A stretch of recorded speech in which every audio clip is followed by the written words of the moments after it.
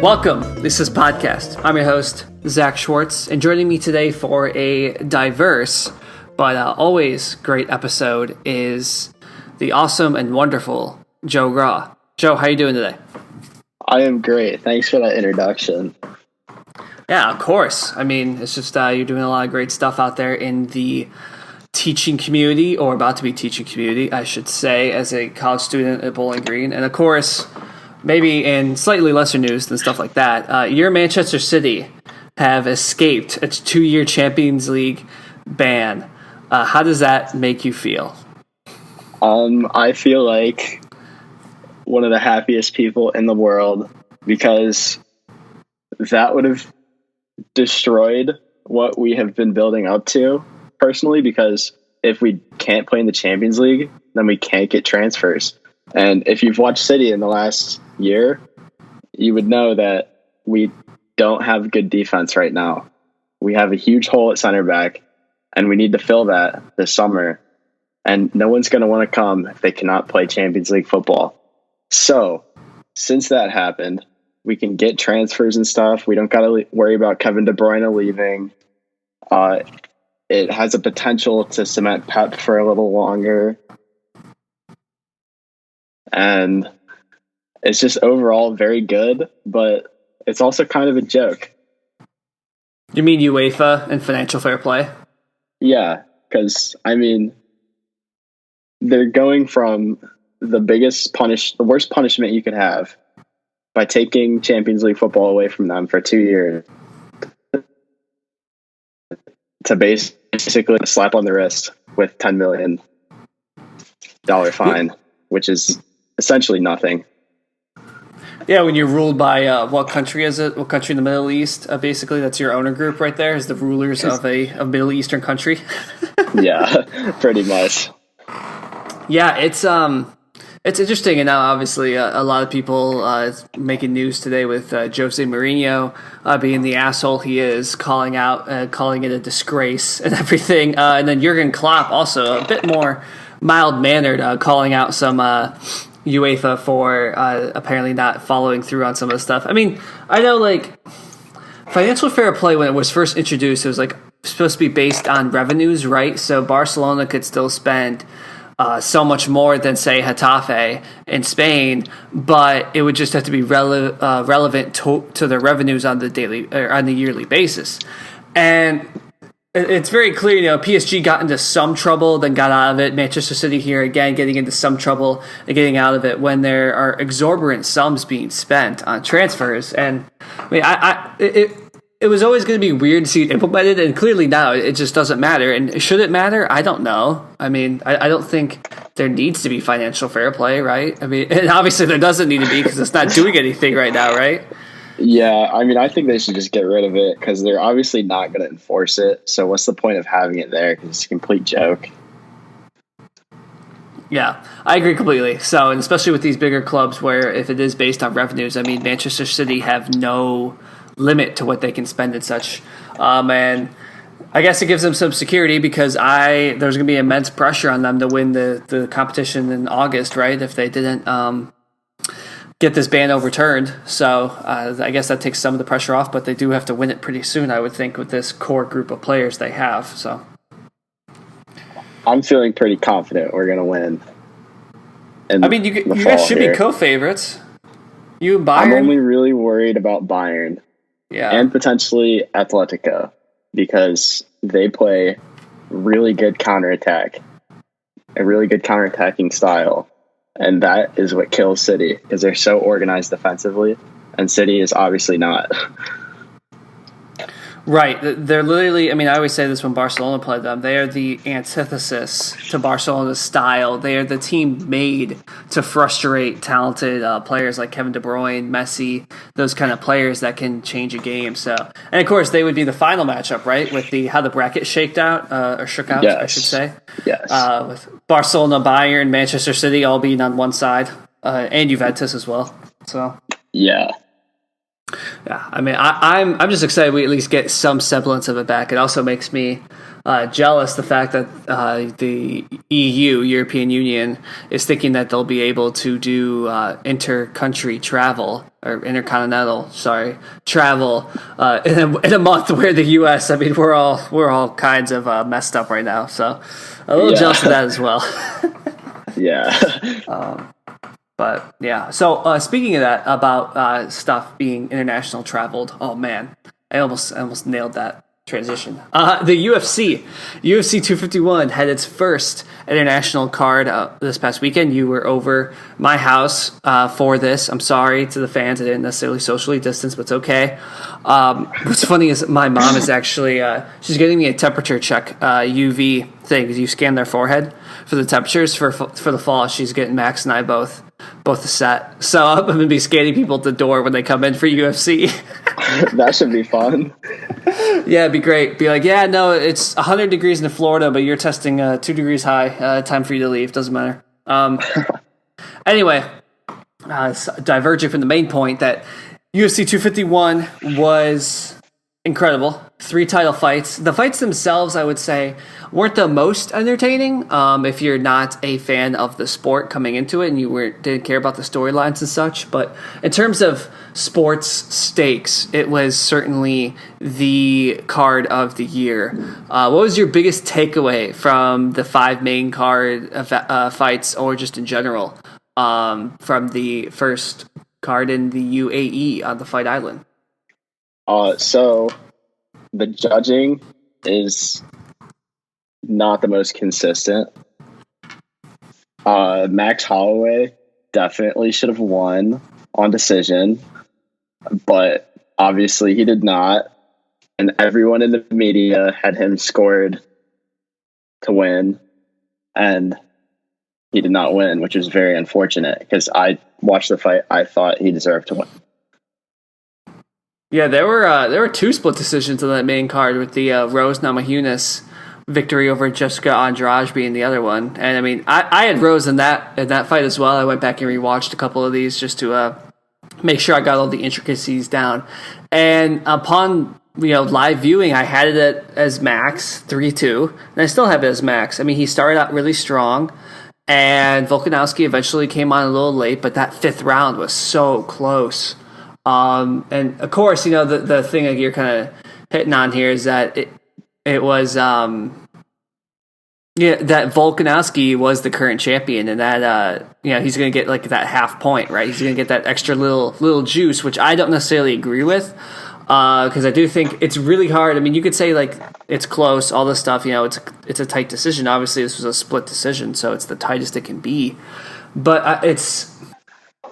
I don't know if you can just go tied to the champion. John Jones has been someone else that's been getting that kind of credit recently as well. I don't know if you've seen some of his recent fights, but he seems to get a lot of close decisions going his way.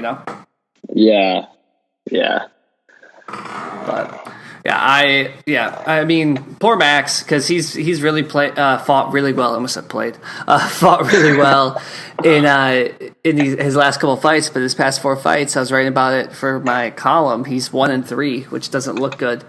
Although his most 2 recent losses have been to Volkanovski, and both pretty close. So I think, though, I don't know if you saw it too. A lot of people were saying it was a robbery. I don't think it was a robbery per se. Do you? I would not say robbery, because it's not like he should have won unanimously. It was definitely close. I just think that it should have went in his favor, but I would not call it a robbery. Yeah, I agree. But do you think Jose Aldo's done on the main, spotlight? That one's hard to say, because he's been around a while, and he got his head bashed in pretty badly in his fight. I don't know. I honestly do not know. Because now he's also a guy that's lost a couple in a row now here coming up, and he cut down a weight class for this fight too, which is really odd. Or at least his last 2 fights he did. So, which is usually the opposite of the career move you make, as you get older. But who knows? And then the Usman thing, I mean, that was just pure dominance, right? I was surprised. You're talking about judging. I mean, I don't think it's this wasn't too bad. It didn't affect the outcome of the fight, but two of those judges had it as 5-0 for Usman. I thought Masvidal won the first round, so that was bizarre. But Masvidal just ran out of gas. Yeah. Yeah, it's because he only had 6 days. And he's also not as good of a fighter because he can't necessarily do the clinching and the wrestling stuff as well. Yeah, Usman was just so good wrestling and such. Masvidal asked for a immediate rematch, which I don't see happening. I don't know if you do. No. Yeah. Unless Usman stays the champ for a while and Masvidal wins a lot to get back up to be the number one contender, I don't see it happening. Yeah, I could see Gilbert Burns getting it next. That's my guess, but I think Masvidal has to work itself up again, like you were saying. So yeah, it'll be longer. But overall, great card, and obviously it was great to be with a bunch of people for it. Well, not a bunch of people, but a small crowd. Okay, less than 10 people. For the people that are trying to cancel me. I've been pretty cancelable on this pod recently with a couple things. Yeah, you might be even more cancelable. Wading into deep topics, deep waters now. And that's what we're about to do. Because we are going to talk about current issues, a lot of different things here. Obviously, for people that don't know, you are looking to become a teacher. Please remind myself and the people what exactly kind of teacher you would want to be. So my license that I'm going to get means that I'm going to be able to teach math anywhere from 7th grade to 12th grade, plus or minus a year. That part's complicated, but 7 to 12. So that's anything from basically like a pre-algebra class to Calc 2. Yeah, but you have to take Calc 3, right? And 4 I have to be able to teach that. Calc 3 and then a bunch of math classes that are a way higher level than anything I would need to know to teach. Oh man, I'm telling you, I think sometimes they just really fill these majors up with some bogus type of stuff. Like I couldn't tell you the amount of times, for me at least, going pre-med that I've learned about DNA. It's got to be 4 or 5 times. Every class starts off with that, and it's like, why aren't we more information? Condensing this into more information? And like you're saying here, you got to take 2 extra math classes that don't even apply ever to your no high school kid, senior, I don't care how smart he is, no high school kid could handle Calc 3. Yeah. Yeah. But to put it in perspective, I have to take 2 less math classes than a pure mathematics major, so it's a lot of math classes. If anybody was on the side against teachers getting more money, you proved them wrong right there, because the salary difference between a teacher and a mathematician has to be extraordinary. And there you go. You said it's 2 classes, so basically 6 hours a week of learning for a semester. There you go. Yeah. Bullshit, people. It's bullshit. It is. So, and actually, that's kind of something I want to talk about, because education has been a very popular thing to recently cut budgets around and trim funding from the states and the federal government into schools, particularly in inner city areas like Detroit, Cleveland, cities you and I are familiar with, but also, around the country, into other areas that also resemble those cities. And I don't know if there's any like NDAs or anything like that, or stuff like that, or how much you're allowed and not to say about your experience. But I you can say how much or how little you want. But obviously, you were in one of those type of areas for your first student teaching job. And I mean, what was your perspective on that? Because it really shocked me, because I think I think you are the antidote to the part of the issue. If you want to expand on that. Okay, so I'm not going to name the exact school that I was in, but I was in an inner city Toledo school, and I was observing a sophomore geometry class, I don't even know what class it was for seniors, and it was kind of like Algebra 1. It was for people who I don't think are on the college path. And I also observed the in-school suspension room. So a big variety of things. So before I went into the experience, personally, I thought, like most people, that the kids, they just don't want to be there. They just want to be doing bad things. And, you know, the typical stereotypical type of things. Yeah. But the thing that surprised me the most is that the kids, they're just kids. Like, for example, like they all are there and they all want to learn as much as a high schooler wants to learn. Like, obviously you're going to get the 2 or 3 kids, just like any classroom, 2 or 3 kids that just don't care and don't want to do anything. But the thing that I like and what gives me hope is that they all are there and they all want to learn. Yeah, and that's interesting, you know, because it's not shocking to me at all. But like you said, you kind of referenced it. Like, there's a lot of stereotypes surrounding those type of groups, you know, and a lot of things that, you know, it's like, okay, they grew up in such terrible conditions, you know, from that home life to just, you know, the fact of the outside world not kind of almost abandoning them in a lot of different ways, especially along the Rust Belt, you know, in recent years. And to see, you know, for someone to be in that environment, you know, and to see that, you know, see that commitment and stuff, just when you give them the proper attention, the proper resources, you know, is it makes sense, obviously, but a lot of people don't think about that way, you know? Yeah. To add on to that, these students, they face problems that people like me and you growing up in the suburbs would not even find imaginable. So I heard one student told the teacher, because the teacher I was with, he's pretty similar to me. He's very passionate, and he's the soccer coach and like the rugby coach, and he's just very involved. So he was telling the teacher that he watched his dad get shot and die. I'm like, if I was a kid and I watched my dad get shot, I think I'd be traumatized for the rest of my life. Like, all the cards, a lot of them, their family is in, they're gang affiliated. Mm-hmm. And it's just really bad. Like, yeah, it's horrifying. Then another, like, some of the kids, they have to be like the man of the house, so they got to work. Like, me and you, we would work to, like, I don't know, get like stuff we want. But these kids, they have to work to like feed themselves and feed their families and feed their siblings. So I couldn't imagine doing that. So obviously, like, would I want to go to college if my responsibility was to take care of my family? I mean, like, I don't know, because you're kind of just leaving them there.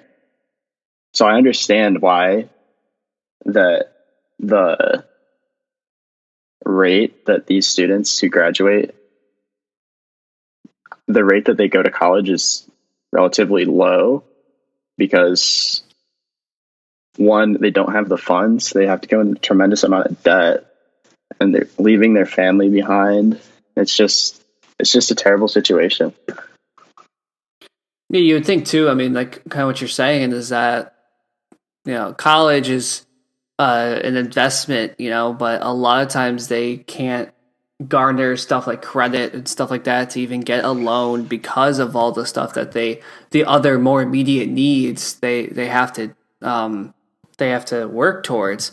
And I mean, with many people cannot pay. I'd say the vast majority of people cannot pay the current college tuition even for a in-state school, you know, right now. So it makes a lot of sense that a lot of them, even the best and brightest and, you know, whoever else, I mean, and I don't want to make it sound like only the smart ones could go to college. I mean, as well, you and I both know a lot of people that are not the best and brightest that are currently enrolled in colleges and doing well in them. So it's once again, I feel like just giving them that path that they cannot access And I think the other thing we're touching on is that it's such a multi-layered issue as well. Oh yeah, for sure. I know because of the things you just said and I said that when I'm teaching, I want to teach the inner city because the whole point of me being a teacher is so I can make an impact. And that is the biggest challenge for me, to be in the inner city. I can make the biggest impact, positive or negative. So that's why I want to be there, because I see by having these conversations that not a lot of people outside of their families really care about them. So I want to be a male role model that they can look up to. Obviously, I would not have faced the same circumstances that they have, but like, I want to show them that you can be a good person and you can do something very positive with your life. That's my goal, personally.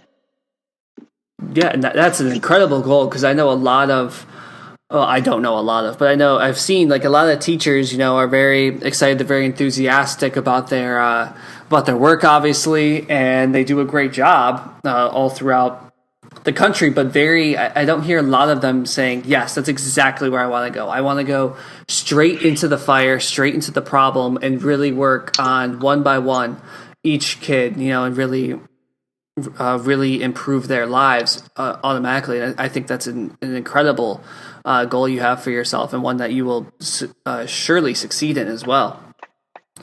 I sure hope so.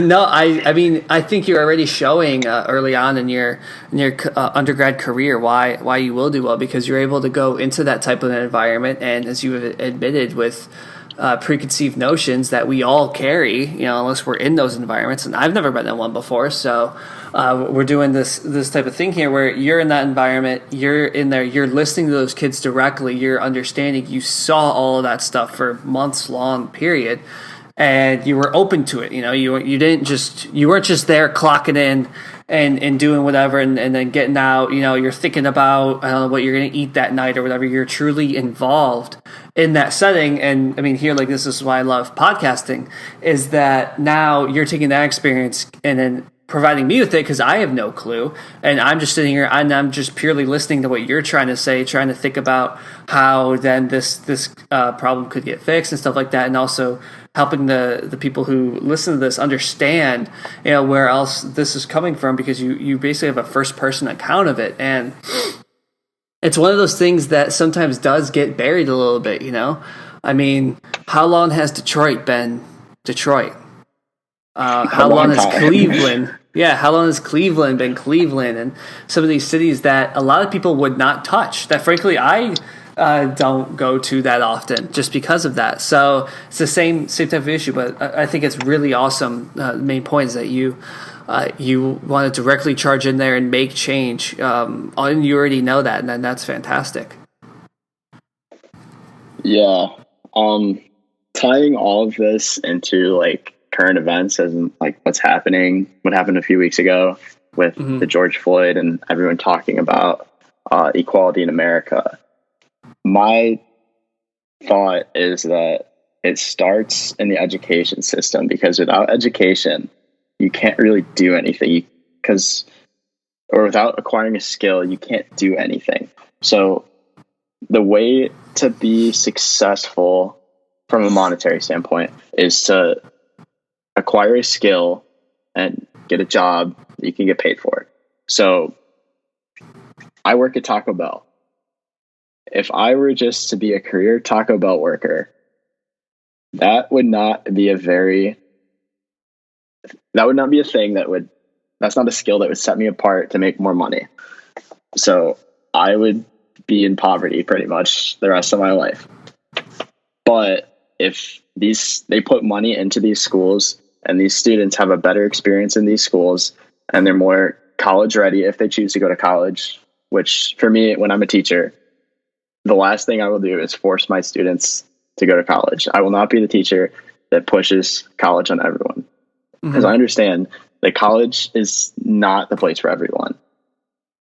What I will be doing is pushing trade school, like be a welder, be a pipe fitter, be a boiler maker, or military, because military obviously is a great opportunity because you get a bunch of money. You don't got to pay for housing. And I think you get food at some parts. Like you just, and you get all these great benefits. And then if you choose to later, you have your school paid for by the GI Bill. So I don't know. I just think that with this coronavirus, they're talking about giving less money to the education, especially in places where is majority African American, which that's the people who they want equality, obviously, because who wouldn't want equality? But the way to get equality is not to just like give repercussions for slavery, because obviously that group of people were set back hundreds of years because of slavery, and then they still didn't have equality. Some argue they still don't have equality. But the way to fix that, in my opinion, is with education. So the answer is not to cut the funds for education in the inner cities where these people are. The answer is to put more money in there and get more people who care about the students in there so they can thrive and be better. Yeah, I agree completely. And there's first of all multiple things I want to piggyback off of what you said, because I think that was very insightful. That whole thing. The one thing though that you just mentioned at the end that I think is key is that I've seen from a lot of I don't want to stereotype anybody, but people who, let's say, are not the most welcoming of Black Lives Matter. Okay. And think it's all bogus and stuff like that. Okay, let's just go with that. You can stereotype in your head if you want. What I hear a lot is that, it's like, well, why is this happening? Because that race, African Americans, commit something like, I don't know, some bigger portion of crime than their population percentage would suggest. Like, well, it's kind of like what we've hit on already here. It's not their fault, truly, and I truly believe this, and I think it makes a lot of sense based on what you've been saying, because earlier you were talking about your Taco Bell comparison and how, tying it back early to our previous conversation, how these kids, at the beginning, a lot of them are the breadwinners of their family from the age of 16, 15, whatever, and sometimes their families may already have gang ties, so they go into there because that gives them that security and their families can be taken care of. And that obviously leads to a lot of drug crime and such like that. So, and then the flip side of it is that they're not, and then they go into work at McDonald's or Taco Bell or something else because that's the only type of places that are around in those areas, because the more pristine businesses, I guess, fancier options aren't going to be in that area. There's a reason certain areas become gentrified rather than the areas where we're talking about the problems mainly persist still last, right?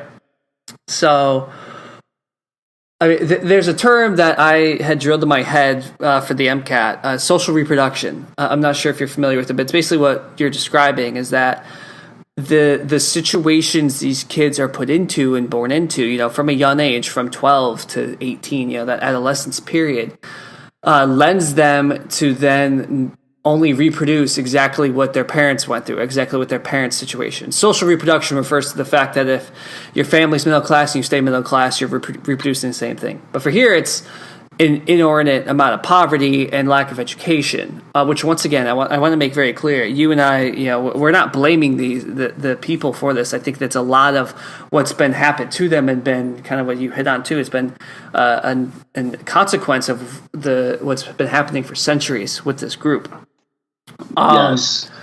And yeah, and so and to me, with that reproduction, it's always a question of, so how do you break that? How do you break that cycle, right? And I think you've hit on the head is that the investment, because a lot of times I know, for instance, one guy, Dan Gilbert, the owner of the Cleveland Cavaliers, he has made headlines multiple times in the Detroit Free Press. And if you are listening to this episode for the first time or something, I was born in near Detroit, and I have a very deep connection to the city, I feel, and so that's why I was referencing. And of course, it's a very good example for what we're talking about here.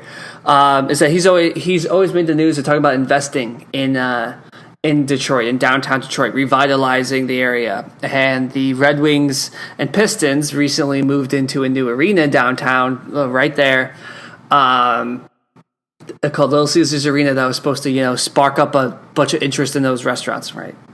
Well, Detroit's still Detroit right now. And yeah, it's only been a couple years since these changes have taken place, but I think a longer lasting change, and that's the other thing that's frustrating, is when it's combined with this Black Lives Matter movement, obviously, as it should be, because like you said, most of the people that we're talking about here are predominantly African American, is that this is something that should be immediately changed, right? We all see this as a problem. When we all see this as a problem, it means, there should be a solution coming from there. The problem is these type of solutions take a long time to implement and really take buy-in that we haven't seen yet for some of these policies that you're advocating. And I agree with you. I think investment needs to happen, because once you have more investment, you're able to raise those standards for those kids to come in. They learn, they educate, they're able to go into different fields. Like you said, college is not for everybody at all. We know people in the military, we know people in trade school that are doing very well and love it, and it works out. I think a lot of times in these kids' heads as well, it's college or bust, and that's just not true. That's too much pressure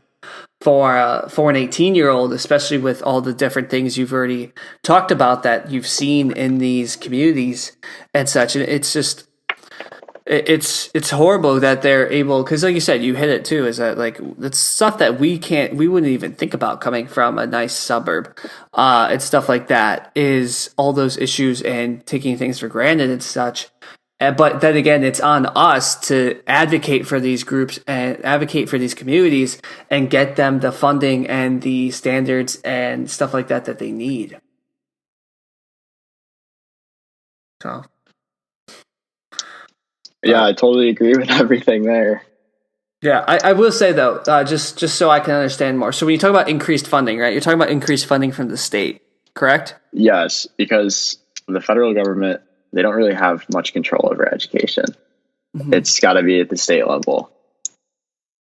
Okay, well, quick diversion there, because I'm glad that the federal government doesn't have that much control, because I don't know if you've been following. Yeah, with DeVos saying if you or however you say her name, it doesn't matter. She's an idiot. Yeah, she's terrible. Did you see what she's been saying though recently? That if schools don't open up fully for in-person stuff, they'll start pulling funding from them. That's terrible. I don't know why she was picked to be the Secretary of Education when she has had nothing to do with public education. Like in her whole career, she didn't send her kids to public school. She never had anything to do with public education. Why does she have that job? I don't know. Something doesn't seem right there to me. Yeah, I've been recently trying to, with all the stuff that's been happening in the country recently, been committing to being more informed citizen and such, and understanding more of what's happening with politics and such like that. It's a world I've avoided for a long time, but I feel like I can't anymore. And that's why, we're doing more pods like this. We're doing ones like a couple weeks ago with Parsha that we talked about. We got deep into COVID. We got deep into Joe Biden and stuff like that. Because I think it is really important for us for everybody to have these conversations, not just people affected by it. So reading all those comments about with DeVos and stuff, and I really don't care if I'm pronouncing her name right. I don't pronounce half the things right on this show, but her especially, I don't care. So like with that, it's ridiculous. And of course, we still don't know a lot about the virus and such, but I mean, I'm sure kids are dirty. Kids don't do hygiene well. So you're just asking for, even if it doesn't necessarily kill them or put severe outcomes there, you're just asking for the virus to keep getting bounced around everywhere, especially in youth education schools, and stuff like that. So, and it's especially weird comment to say when like all of my classes for UCF this fall are online. And that's already determined. So it's like, what are you trying to gain here? I mean, In terms of why she was picked, I mean, I don't want to. Yeah. I mean, we don't see it working out well at all if you send kids back to school, because the kids, if it gets in one school, it's everyone in the school is going to get it. Right. And there's no way you can really social distance kids, because you're talking about schools. You're talking about all schools. You're talking about kindergartners. You think kindergartners are going to understand that? Yeah. I don't know. No way. You think kindergartners can wear a mask? Terrible idea. Terrible idea. So you would push for online learning to start for the fall for most schools, most areas that are affected, it sounds like. Yes, because for me specifically, well, for everyone, actually, they were sent home from school in March-ish. So, and there was X amount of cases. Now it's closer to school, and it's X times more than double. Mm-hmm. Obviously, it makes no sense if you're going to shut it down when there are less cases and reopen when there are more. If you're so worried, I don't know. No, I do think what you're saying makes sense, especially, I'm heading down UCF's in Orlando, for those people that don't know, and Florida is really struggling right now with setting records almost every day. So that's a conversation I've had with Katie too recently, is stuff like, it's like, I think now we know, compared to in the spring where that, we thought this disease was going to kill a ton of people, right? And it has. Like, I'm not trying to minimize the 100,000 or hundreds of thousands of people we've lost across the world, but it's not killing 20% of people or something like that we first thought it could. It wasn't like a Spanish flu in 1918 type of situation. If you're not sure what I'm talking about, that disease killed more people than World War I did. So I'm talking about that scale. That was a legitimate concern in the spring. And we know it's not that. It's obviously still very dangerous. It's putting people in the hospital. It's overflowing beds in those ICU units. It's still persisting in this country because we haven't necessarily done the need things to stop it. Of course, now it's been politicized, which, holy cow. Yeah, it's not needed to be politicized at all. Yeah. So, I mean, and what I'm curious to see is, because the death rate right now is super low, but the hospitalizations and cases have been increasing very much in many different states, such as Texas, California, and Florida, and really across the country as well. So I'm curious if you think about it, right? You get sick, and then 5 days later you might die. So I wonder if in a week or two we're going to see a giant spike in deaths to correlate with it. Anyway, the point is, I agree with you too. Like, I think it's cutting it way too close. In March, we had time on our sides, and I'm scheduled to go to school in 4 weeks. I know you're a little about the same there, and for the kids, it's around there too for younger kids. So yeah, I think if universities are going online, I don't see why high school shouldn't. Yeah, but I'm not even fully online yet for college. Bowling Green hasn't said anything about that? No, they had a statement in June saying that it's going to be a hybrid type thing, and there's going to be a lot of social distancing and masks all over the place. But I don't know how that's necessarily going to work. Yeah, I know July 1st they released updates to our class schedule for UCF, and then that's what we all saw. So, it's I agree with you though. It's just and obviously the threaten literally to pull funding from schools when, as we're talking about here, schools, public schools and such like that literally rely on that state funding is very problematic. And also I will add, just to be clear, it's very typical of the president's combative administration overall. So yeah. Yeah, and I mean, so I do want to tie back, though, the funding to kind of what we were talking about earlier. So I think everyone can agree more funding is necessary for schools, for teacher salaries, all that stuff, and especially in those cities we've talked about mostly. But I think something else people don't understand is that, and that what we've seen with a lot of these cities is that more funding doesn't necessarily equal better results, because you have to know how to use that funding. So being involved in that environment and wanting to enter that environment for most of your working life, what do you see as reasonable avenues to spend that increased funding once we do eventually push and get it? So my idea is to limit the amount of charter schools that are a thing, because most people don't understand that charter schools, they're essentially private schools, but they're funded by the state. So that means they can be very picky in who they let in, and it's only helping a very small concentrated group of students, but it's still getting the state funds that goes to that district. So I know that there are a lot of charter schools that are just like regular schools. They're not specifically tailored to something. They're not like a STEM school, or I know there's a music school in Cleveland that's a charter school. But I think that if you're going to use the money, use it on where you can have most students affected. So wait, just so I understand, because I remember the charter school thing being a big deal when Betsy first took the secretary took over the Department of Education, whatever the title is. Lead idiot, in my opinion. I've really been hitting her hard this podcast. I'm sorry. I just reading some of the stuff this past week and reading up on her. I'm like, she has not made one or two good decisions in her 4-year run there as that position. I don't know if you agree with that. I agree. There we go. So a charter school, like you said, receives state funding but functions as a private school, so it admits or rejects people. Yeah, pretty much. Okay. Yeah. And there are, like you mentioned, a couple that are specific to fields like STEM or music, but there are also general ones that then can just pick and choose, which of the kids they want from, and take away I would assume most likely some of the best pupils that the regular area could have in their public school.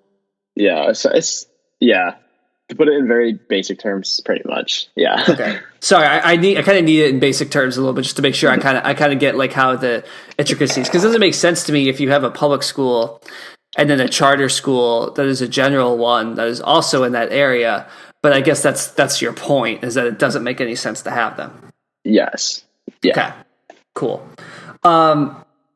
Okay, so limit the charter schools to specialties and such like that for sure, and then that would free up more funds for general public schools, right? Systems. Yeah. Okay. So now, and technology is a big thing too. Okay. Because a lot of the schools have very outdated technology, and we're living in a world right now where everything is essentially technology based. I know a lot of the schools, they still have chalkboards, which is not good. Mm-hmm. And I feel like you can optimize the learning, and every kid's going to be more engaged if you're using some type of technology. Yeah, and, for sure. I say use the money to get better teachers. So this is not me saying pay the teachers more. So what the schools try to do, they just try to hire the teachers who are fresh out of college. And obviously, if you're a teacher fresh out of college, you're not going to be as good as you can be at your job. So they're just looking for the cheapest option for the teachers. Mm-hmm. With the very minimum amount of education, which is your bachelor's degree, no master's, because they don't want to pay for that. Okay. So if they can get better teachers in there, then I think it will help a lot. Teachers, technology, and not as many charter schools. Because some charter schools are very important. So like a STEM charter school, that's very important because it tailors stuff to STEM, which is a field that is growing exponentially, and it's very important. Yeah. Okay, that makes sense. So to me, I'm trying to think of it because I don't think you need to apologize for asking for more money for your future field. I mean, I think it's very clear that teachers are underpaid with everything going on, especially with things that we've seen pertain to the education field, in this country recently, that they've also had to deal with on top of just trying to impact each kid individually. And I also think, there's a thing for instance, for doctors. It's kind of well known that a lot of doctors, they want to stay in big hospital chains or within cities and stuff like that, or suburbs around there. It's very uncommon for doctors to want to go into rural areas out in the farmlands and such. So typically, rural practices, like family practices and such like that, or hospitals will try to raise more money, try to pay their salary more money to entice them. So is that kind of what you're advocating here? Is that for the cities especially hard hit that need these teachers, if they were to receive more funding, because obviously they can't now? So basically, what you said about doctors in the rural areas, that's the exact, it's like that, but flipped for teachers. So let's say I was going to get a job fresh out of college in our hometown. I would be making roughly $35,000 a year. Wow. But if I were to go to Cleveland public schools, I would be making somewhere around 40 or more there. But when these schools are hiring, they look to get the cheapest option. The cheapest option is fresh out of college.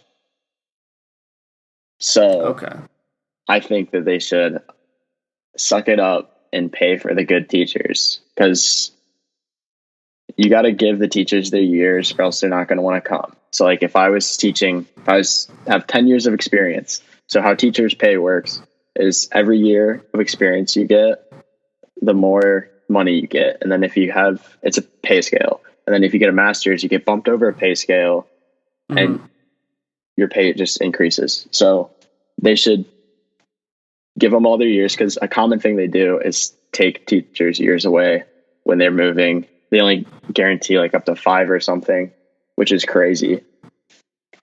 Yeah, that's insane. But, and another thing, when I was in my field placement in Toledo, the teacher that I was with, he said he had the most seniority in the math. He was a 5th-year teacher. System, they don't care about the kids. They just leave because they're like, if I can't get out now, I'm not going to be able to get out in the future, because I won't get all my years and I won't be able to optimize my pay. So it's bad. Yeah, so I guess then how do you entice them to stay? In your view? I don't know, because I feel like it just has to be the right person, because I know people, they want to get that. It's hard to get a job in the suburbs, because obviously everyone wants it. Not everyone wants the inner city job because they understand that it's a challenge. Like, you have to be fully committed to doing that, to making a change. And a lot of the teachers, they don't want to deal with that. They just want to do their suburbs, which is fine because they need teachers too. But I don't know, because I just feel like it has to be a specific person. Like, I know when some people are like, I want to teach inner city for 5 years, because then after 5 years, I can go to a different district, get all my years there. And then when I get old, I don't want to have to deal with the inner city. But I'm like, I personally don't understand that, because why don't you just stay in that district to get your administrator's license? So when you're old and don't want to deal with the kids every day and that challenge, just become an administrator, and you just are done with that, but you're still in that same district. You understand it and you're making an impact. Right. Well, it sounds like it's kind of like what you're saying, is that it takes a special type of person, because a lot of people based on that viewpoint, you get in, you get your 5 years or whatever. You can say you worked in the inner city and it was it was rewarding and all that stuff. And then you can just get out and then go back to a cushier area, and get your age gracefully there. So I think that's part of the same thinking as a lot of these companies as well. They say, okay, we'll invest here and then we'll pull out later, and real estate and stuff like that. Well, that's how we're going to do it. And I think you're right. That's the type of thinking that we have to change. And I just wonder. So obviously, just people be more motivated to do that type of thing. But you also you're talking about more funding. And I do think if you just think about more funding, right, for those groups, like those, I keep saying groups, for those types of cities, right, then they would most likely spend a portion of that to increase salaries and for new salaries and stuff like that for teachers, right? To entice people to want to stay. Okay. What they already do is inner city school districts. They pay off student loans. They pay for your masters. So they have a lot of good benefits for you to want to stay. Just a lot of people use it for that and dip, Mm-hmm. Right. Which is the whole problem, right? These communities and these groups of people have been used and used, right? So that's the root of the problem that we're talking about here.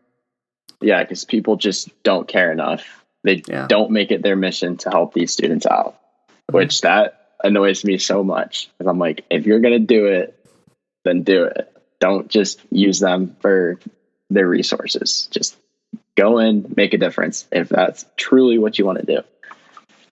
Right. Well, I think you're the perfect example of the mindset of how to do it, how to really make an effective change. And I mean, with the long time that you're going to be involved with these communities and what you've already seen just in your 1 year being out there and stuff, and what you're going to continue to do, I think is going to be really fantastic. And I hope people really enjoyed this podcast as well, because it was really informative for me, because everyone can stand out there and say more funding for teachers, more funding for inner city schools, but then really trying to get to the crux of what the issue is and try to really find out how to best advocate and use that for those type of things is brilliant. I learned a ton, man. I really appreciate it. We got to do this again.